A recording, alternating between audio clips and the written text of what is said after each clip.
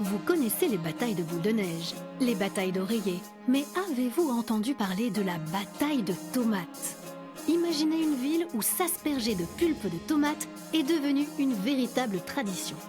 Aujourd'hui, Clin d'œil vous emmène à la découverte de l'une des plus étranges fêtes que l'on rencontre en Méditerranée, la tomatine.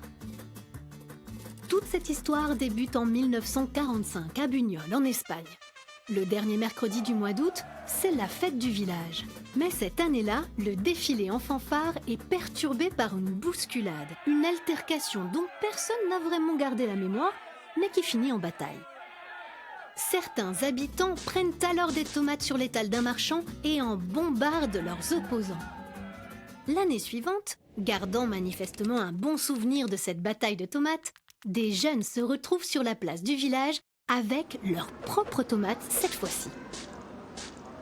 En 1959, ne parvenant toujours pas à interdire cette célébration, les autorités finissent par autoriser cette bataille de tomates et définissent les règles de cette fête surprenante.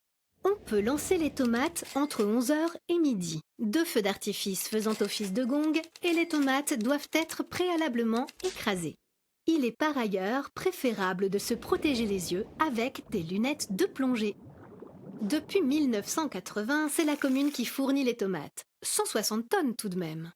Elles sont stockées 48 heures à une température accélérant leur maturité. Ainsi, elles ne sont pas trop dures.